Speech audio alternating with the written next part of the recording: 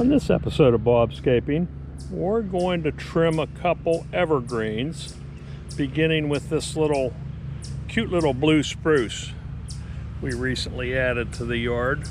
You can see here at the top, it has several sprouts that want to compete to be the leader. And usually on a tree like this, you want to have one central leader.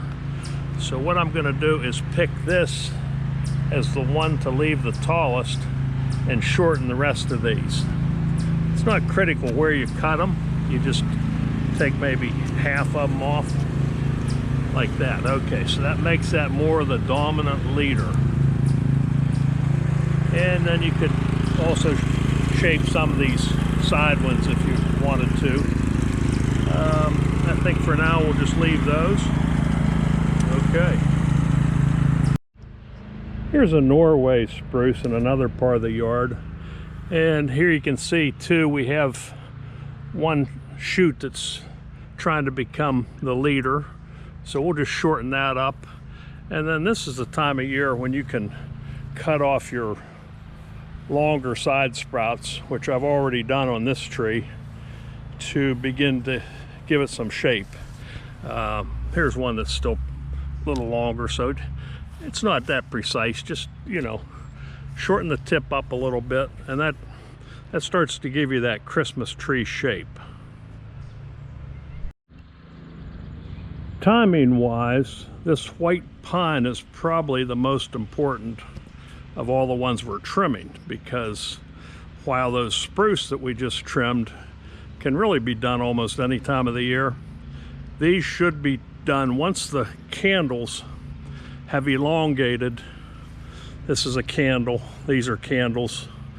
Once they have fully elongated but not formed the bud on the tip, the idea being that you shorten them up and they'll still form that bud on the tip.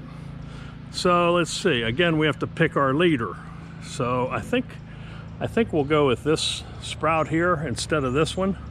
So we'll just come down and cut, you know, half to 2/3 of that one off. Same with these others, just shorten them up a little bit to make sure that this one becomes and stays the dominant leader.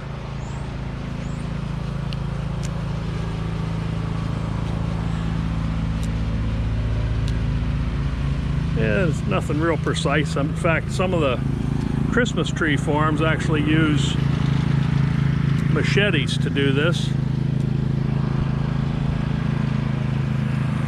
Shorten this up.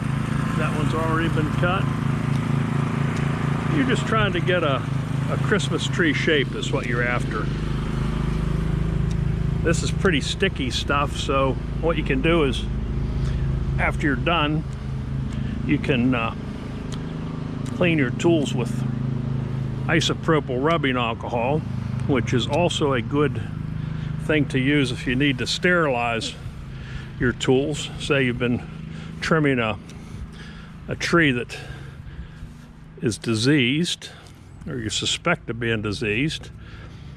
Here's another longer shoot. We'll get that one, this one, and we'll just shorten that one up a little bit.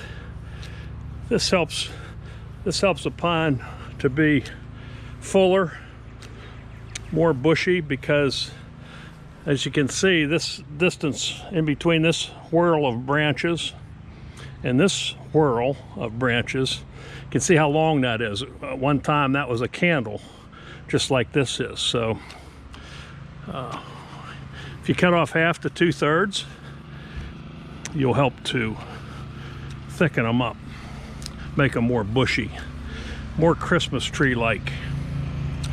Ho ho ho. Okay, just about done. Clean up the hand pruners and we'll be all set. A couple more tall ones up here to shorten up. For this episode of BOBscaping, this is Bob.